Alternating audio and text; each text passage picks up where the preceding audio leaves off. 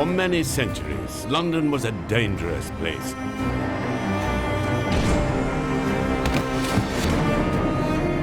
It was a magnet for the very worst kind of people.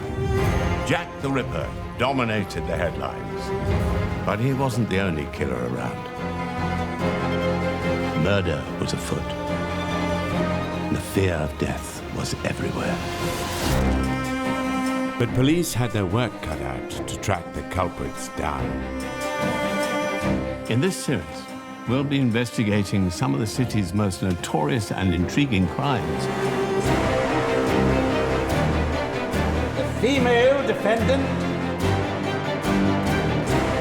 Sexual intrigue, vicious murder, as well as the latest technology, fed the nation's insatiable desire for gruesome stories of London's dark side.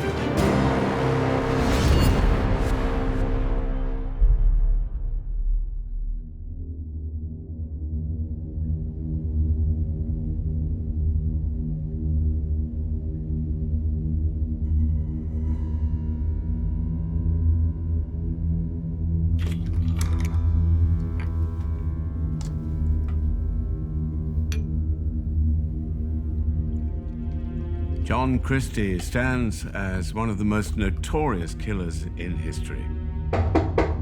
The case of the unassuming little man with a terrifying psyche remains debated to this day.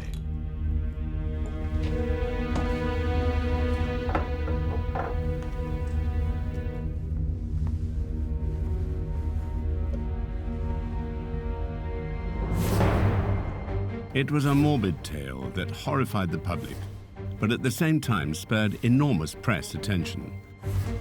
A serial killer managed to wriggle free of the law as an innocent man was sent to the gallows for his crimes.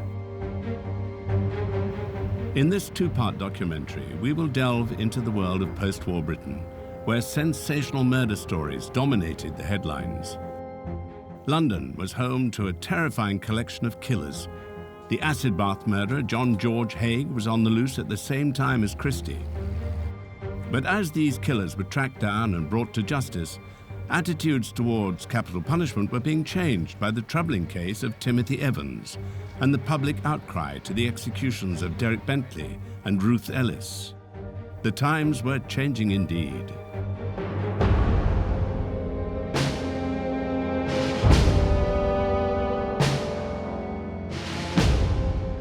10 Rillington Place would become one of the most notorious addresses in London's history.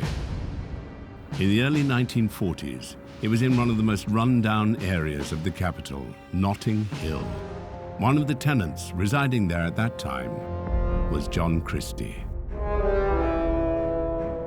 Christie was born in 1899 in a village near Halifax, West Yorkshire.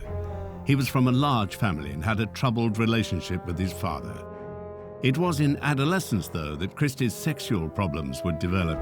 His impotence would haunt him for his entire life and may even be the cause of his violent and murderous behavior.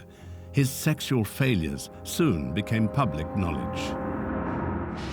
He would meet girls and they'd have a snog and it would go further. He failed to perform several times. He was called Can't Do It Christie or No Dick Reggie because as a young man he was unable to perform sexually. And the word got round, and so friends taunted him about his lack of sexual prowess. This was a reputation that clung to him for all of his life. Perhaps eager to conquer his inadequacy with the First World War raging on the continent, Christie enlisted in the 52nd Nottinghamshire and Derby Regiment of the British Army. He was just 17. In the last months of the war, Christie was posted to France. Shortly after he arrived at the front, however, Christie was caught in a gas attack. Mustard gas was used extensively during the First World War. Although initially deployed by the Germans, by the end of the conflict, both sides were using the vicious chemical weapon against each other. He'd been exposed to an attack of mustard gas, and for about 3 years or so, he could hardly speak. He lost his voice, and this was a problem which did come back to him from time to time. Christie has said various things, but we don't really know for sure whether that really affected him. And certainly he was operating at a sort of fairly sensible level in various employments he had, so it wasn't anything that would bring him into the category of being anything other than completely responsible for his criminal actions.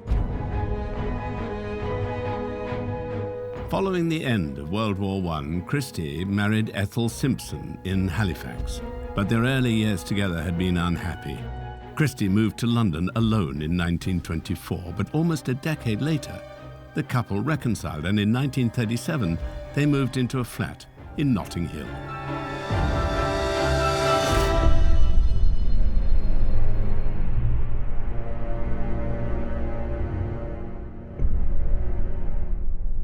It's a very fashionable part of London now, but then Notting Hill was very seedy and run down. The house itself, one day to be so infamous, was similarly dilapidated. Christie's prospects were not looking good either, as he had an extensive criminal record at this point. He had served time in prison for theft and violent assault. But when World War II came along in 1939, a new opportunity opened up for him. During the Second World War, he was a War Reserve constable. So he was given a uniform. He patrolled the streets, calling out people's attention if the light was showing, warning them blackout, and that was his role. He was somebody who needed to feel a sense of power, so he was very proud of his uniform. He would make sure it was absolutely immaculate. At that time, a special constable during the war in London had a kind of elevated status because people in the community looked to them for help, but he really used that to his advantage. For perhaps the first time in his life, Christie was in a position of power. It transformed him, and he embarked on an affair with a co-worker. When the woman's husband discovered the illicit romance, he gave Christie a violent beating. Soon after, Christie carried out his first killing.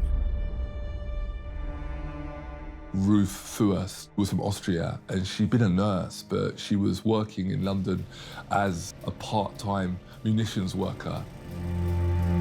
Ruth Fuest had fled to England after Hitler annexed her homeland in 1938. She was reported missing by her landlady, but in truth her absence was not otherwise much noticed. She was, after all, an unmarried foreigner who had lived at over a dozen addresses in just 4 years. She had no family in London and few friends. Given the war, it is perhaps not surprising that her disappearance was not investigated further. By 1944, Christie was already targeting his next victim.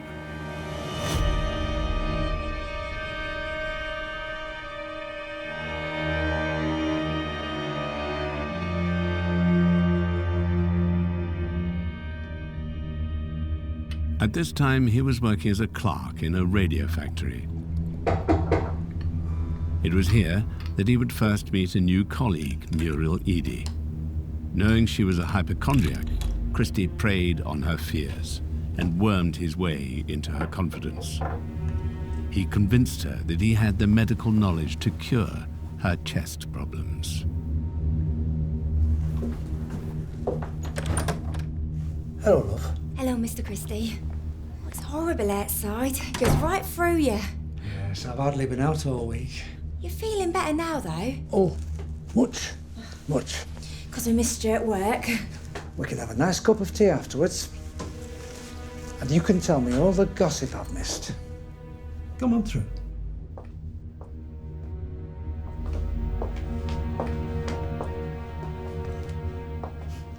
Mrs. Christie not home? No, Ethel is out. Shopping. Why don't you take a seat there? That's right.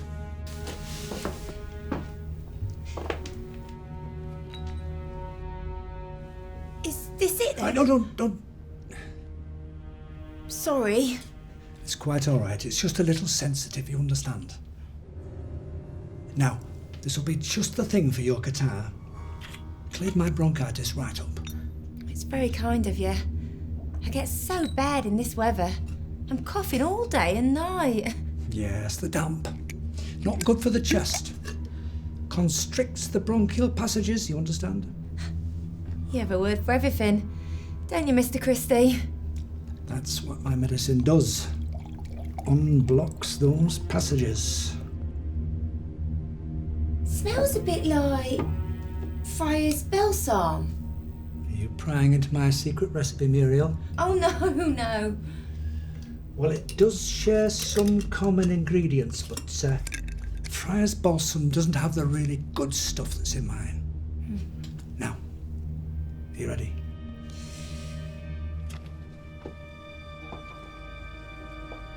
Just sit yourself back. Close your eyes now, Muriel. Just relax, that's right. Breathe, nice and deeply. You'll soon be able to feel it. That's it, just breathe. Breathe. Lovely. It's nice, this.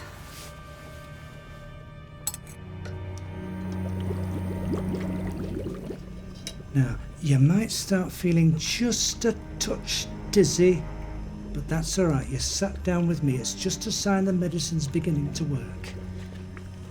Christie. Shh. Keep breathing. That's it. It's working. Breathe.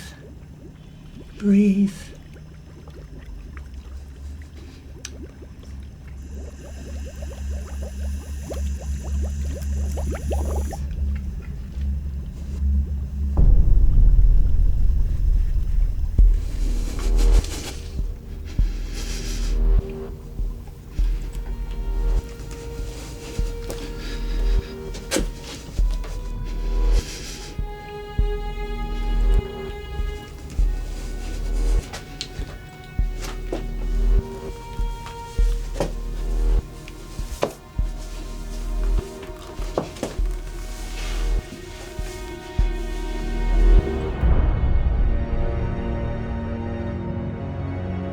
As World War II was coming to a close, the murderous reign of John Christie was just beginning.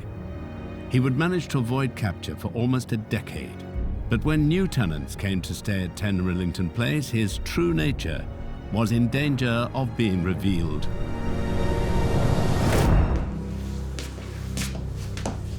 John Christie had devised a sinister technique that would enable him to kill without confrontation or violence. That night, he moved the body temporarily into the washhouse at the back of 10 Rillington Place, before finally burying Muriel fully clothed in the garden beside his earlier victim. Unlike Ruth First, though, Muriel was missed. However, amid the flurry of V1 and V2 bombings that year, it was sadly assumed by friends and family that Muriel had been killed in such an attack. There was little investigation. Christie had escaped any suspicion yet again. The end of the war in 1945 should have brought some much-needed respite for the citizens of London, but the truth was, several other serial killers were on the loose, including the acid bath murderer, and a string of horrifying deaths were about to take place. In 1946, the chalk pit murder and the mysterious figure of Thomas Lee grabbed the country's attention. Lee had been a successful politician in Australia whose political opponents had a worrying habit of disappearing or apparently jumping off cliffs. Whilst in the UK, he and an accomplice had been convicted in court of kidnapping, torturing and killing a man and leaving his body in a chalk pit in Surrey. Lee was later declared insane and sent to Broadmoor. At the same time, the gruesome crimes of the lady killer Neville Heath also captured the British public's attention. But John Christie managed to remain undetected.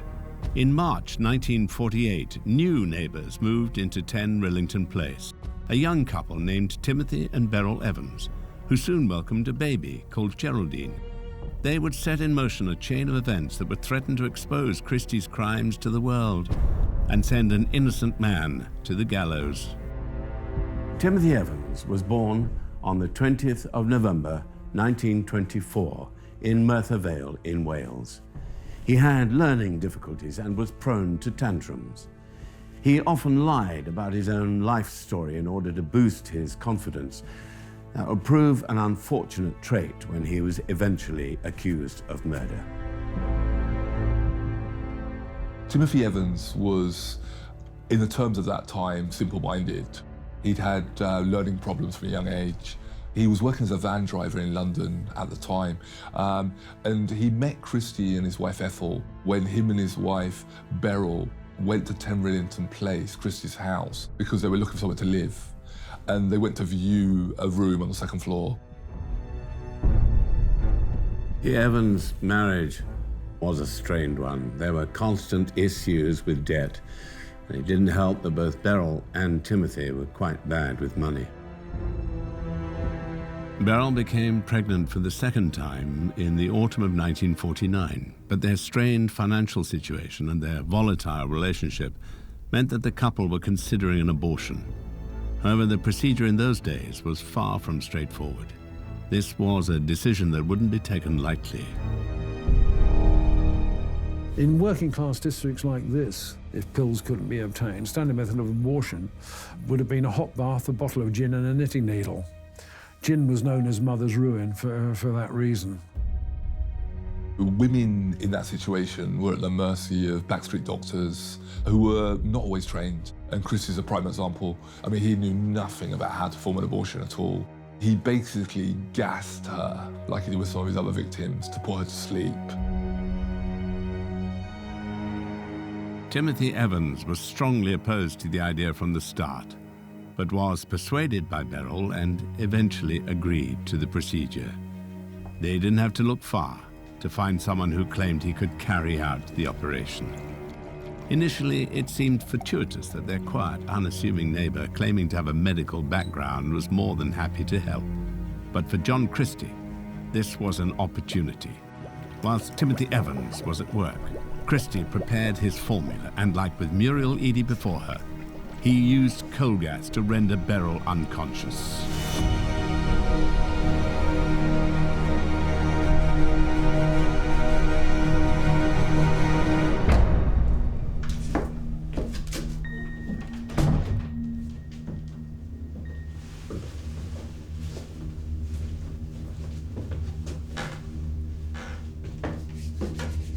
Tim, Mr. Christie, how did it all go? Sounds quiet enough. I think it might be best if we spoke upstairs. What is it? Why don't you go on up? I'll come behind. Right.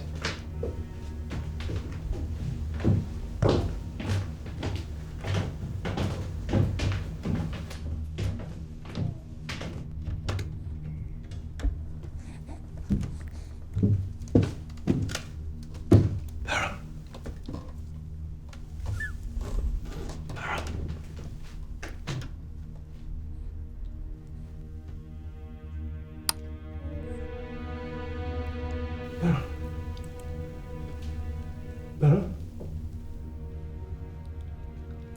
Her stomach. It was septic poison, do you understand? Nothing could be done. How long? When? At about 3 o'clock. Another day, and she'd have to have gone to hospital. What did you do? What you asked me to? I didn't ask for this. You asked for my help, Tim. I did say there was a risk. She was septic poisoned. What does that mean? I have to call a doctor. Someone. I don't know. That could get me into all sorts of trouble, Tim. Just for trying to help. Well, I can't just leave it lying there. It could look black for you. What? Well, you and Beryl have been quarrelling a lot recently, and in the street. People will have seen, you understand? Tim, they will think that you disposed of her. But I never wanted this. I told her, I said, I never wanted this. What am I going to do? You need to remain calm, Tim. But I said, and now I have to feed the baby. Breathe. What am I going to do, Mr. Christie? Breathe. Nice and deeply. Now, tomorrow, you just get up and go to work as normal. What about Geraldine? I'll see about someone to take care of the baby. Don't you worry about her. You go to work. I go to work. As normal. Now, we're going to have to move Beryl. I've opened up Mr. Kitchener's flat. We can lay her down there for now. I know just what to do. I was a police officer during the war, and I know about these things, you understand? You need to be strong, Tim, for Beryl's sake and for the baby. Yes. Now, let's sort out something for Geraldine to eat, and we can have a cup of tea, yes? Right. Right.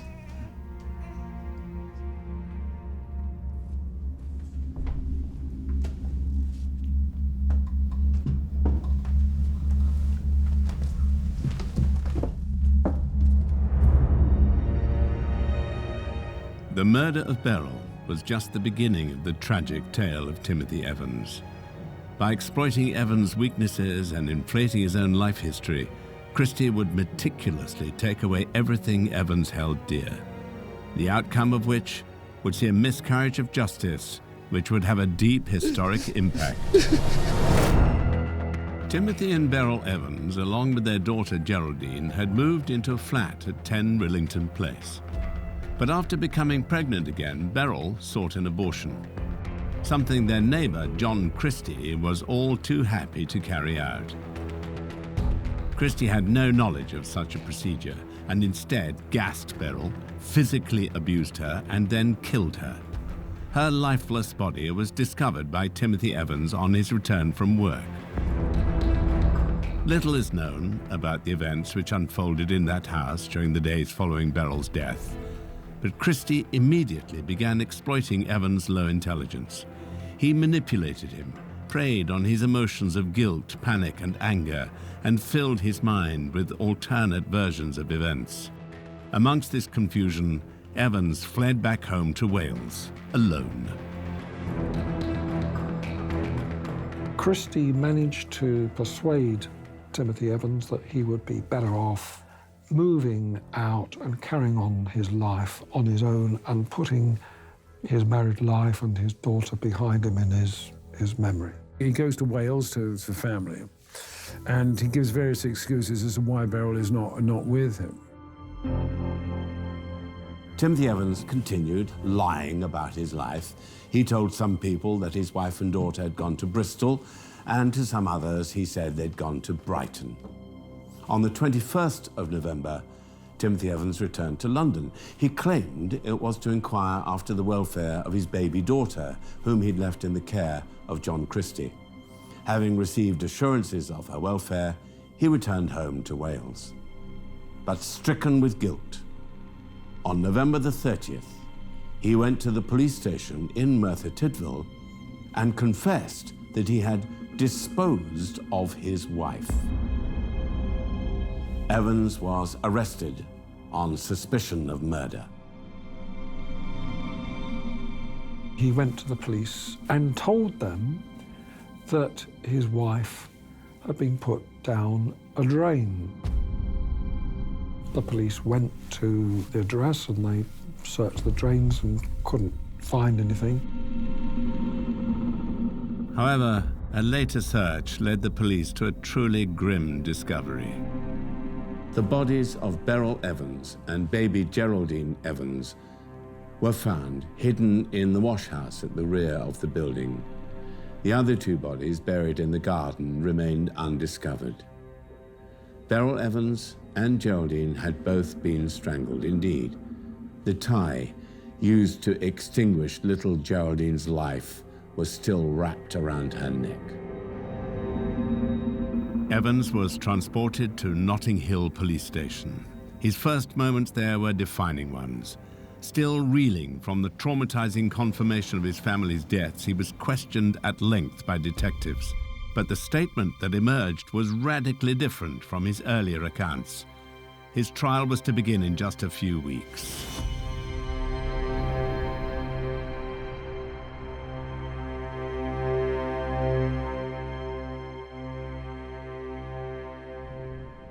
Is your name Timothy John Evans? Yes, sir. How old are you? 25. Did you strangle your baby daughter Geraldine? No, sir. Were you in any way responsible for her death? No, sir. When did you first know that she was dead? When I come to Notting Hill Police Station and Inspector Jennings told me. Did you strangle your wife? No, sir. Were you in any way responsible for her death? No, sir. With respect to your daughter, Geraldine, which is the principal matter we are considering today, have you ever harmed her? No, sir. Were you fond of her? Yes, sir.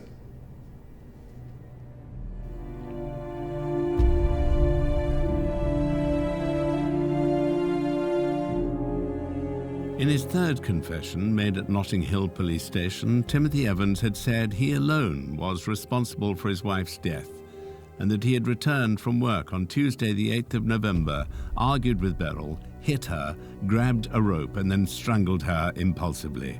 But serious questions have been raised about this third confession. He felt as if he'd lost his old life and he was in a corner, and he felt immense guilt as well for letting his wife have the abortion, which led to her death. Really, he was led by the police. He had a low IQ. He was very impressionable, and they were able to put him in a corner. On a personal note, I was a policeman at one time, and I can remember the reading for the first time Timothy Evans' statement. And as I read it, I could hear my instructor, how you lay out a statement. And I can remember sitting there thinking, time, date, place, name, age, occupation, address. And as I went through the statement, I thought, the policeman's written this. Evans could never have written this. It's a policeman's statement. That's always stuck with me, that memory of reading for the first time Timothy Evans' statement.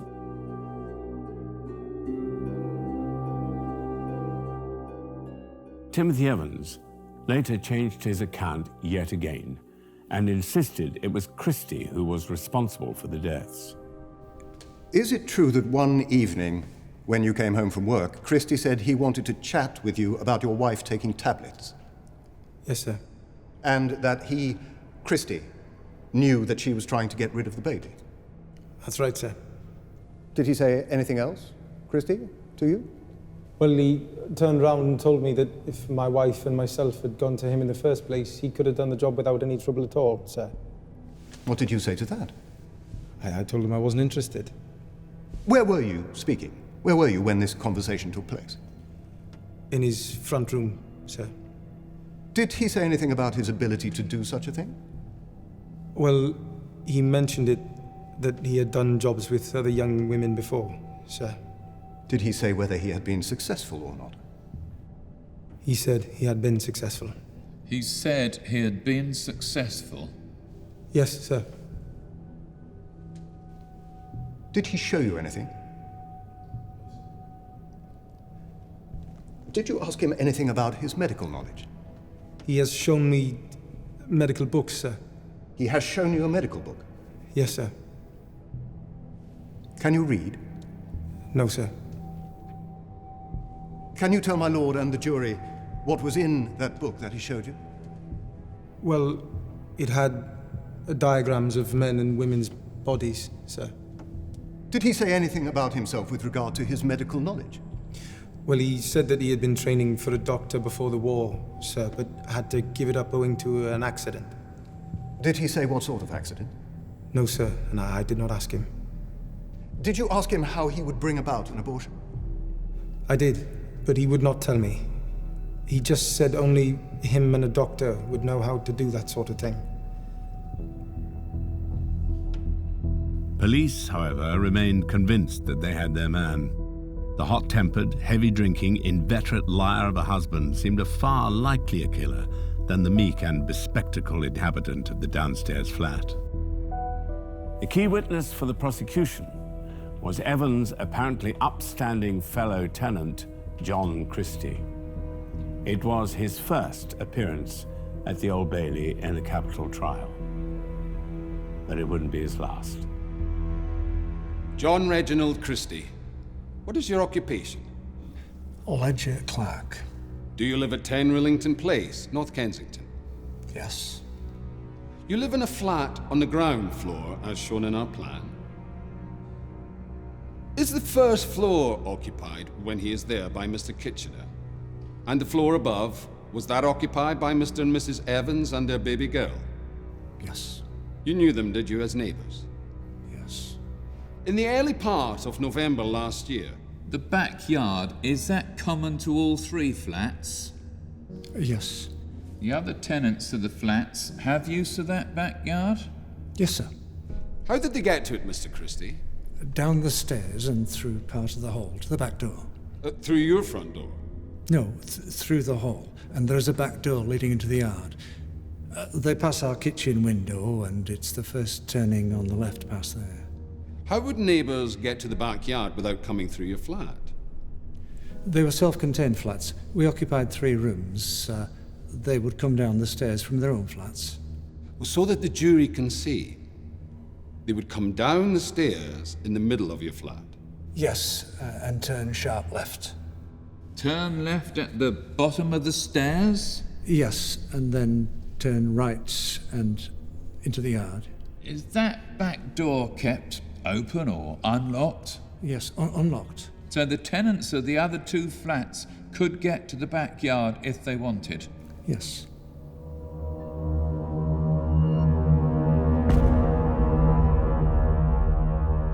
John Christie gave evidence against him that he'd heard bumps and scraping as if bodies were being dragged upstairs. He was extremely important.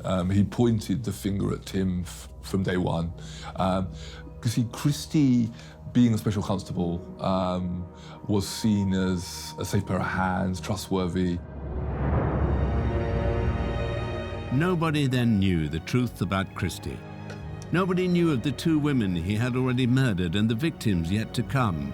And nobody in court that cold week in January could have predicted the case before them would become one of the most controversial and debated of the 20th century.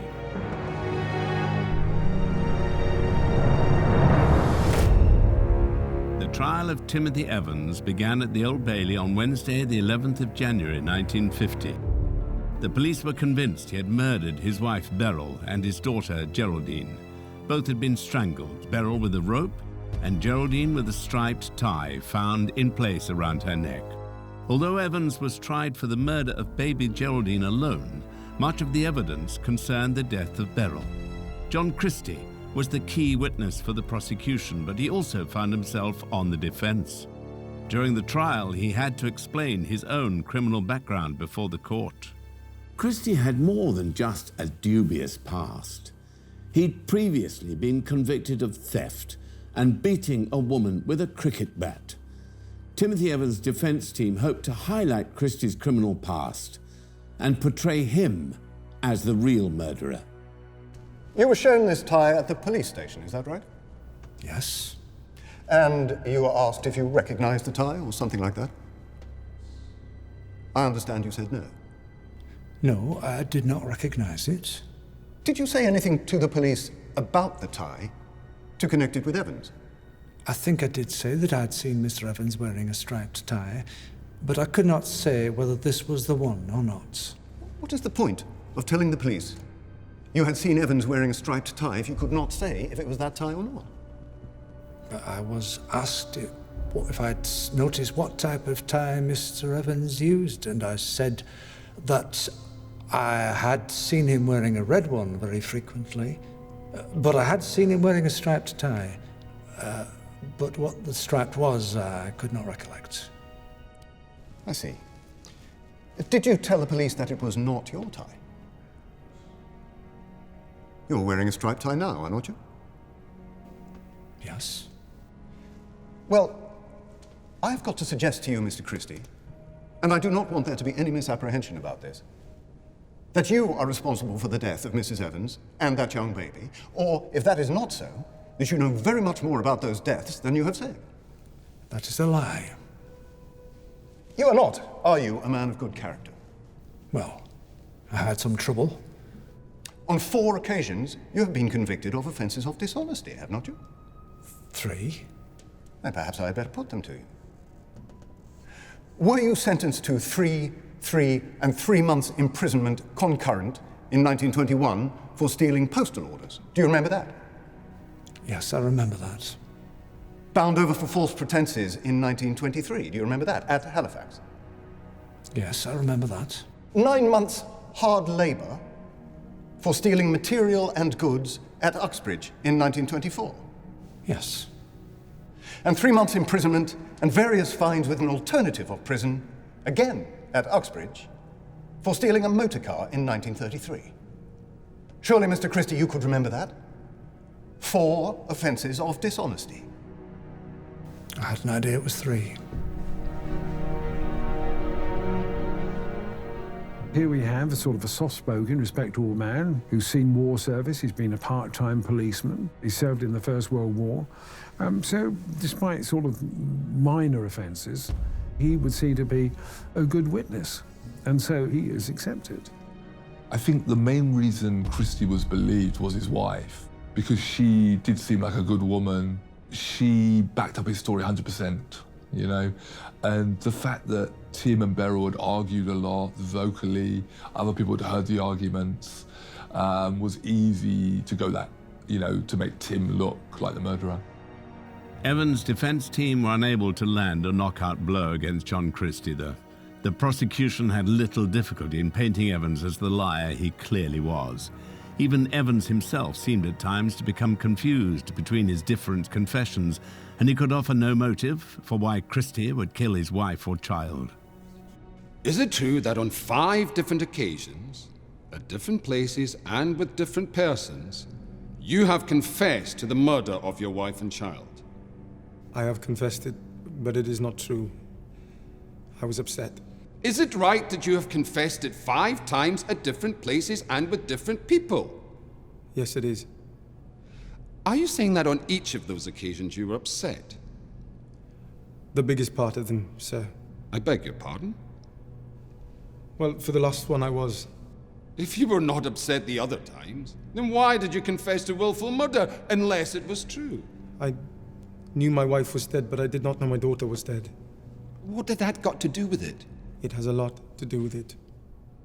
Is that a reason for pleading guilty to murder? Because you're upset because your daughter is dead by some other person's hand? Yes.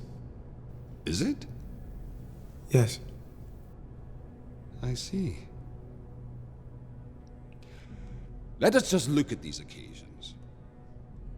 It is you who voluntarily go to the police station on the 30th of November after you have read a letter from your mother to your aunt. That is right. It was because in the letter your previous lies had been exposed that you decided to go to the police, was it? It was not because of the lies. Why then did you suddenly go to the police? I was worried about my daughter. Are you saying that seriously to the jury? That you go to the police and confess to murder because you're worried about the whereabouts of your daughter?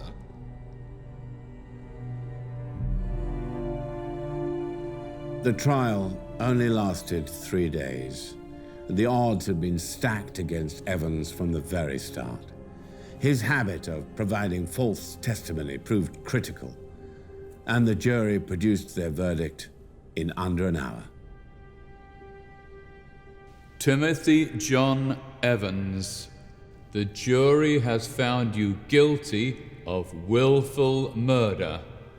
The sentence of the court upon you is that you be taken from this place to a lawful prison and thence to a place of execution, and that you will be hanged by the neck until dead, and your body buried in the precinct of the prison in which you shall be last confined before execution.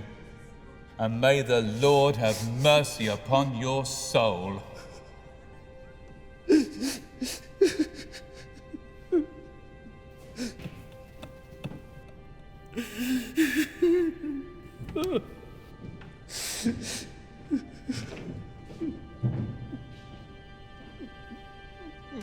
When the guilty verdict was delivered for Timothy Evans, John Christie burst into tears. Was it relief that he was off the hook? Well, for the time being at least.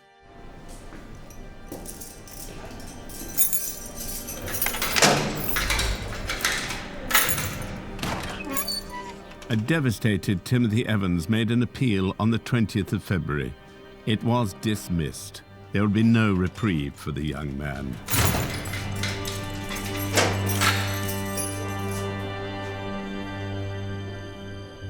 Timothy Evans was hanged on the 9th of March, 1950. When Christie's crimes came to light, doubt suddenly fell on the verdict. I mean, was it really conceivable that two stranglers lived under the same roof? What seems more probable by far is that in November 1949, John Christie, already a double murderer, added two more to his gruesome tally. The great tragedy of the case was the fact that Christie's first two victims were not discovered buried in the back garden when the police found the remains of Beryl and Geraldine Evans. The bodies of Ruth First and Muriel Eady lay buried just a few feet away. In fact, a femur bone was later found propping up a fence.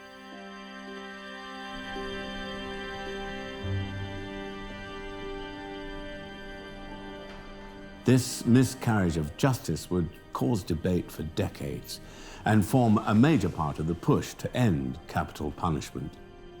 But on the 9th of March 1950, not only had one man been wrongfully executed, the real killer had got away scot-free. His terrible crimes were yet to be discovered, and more were to come.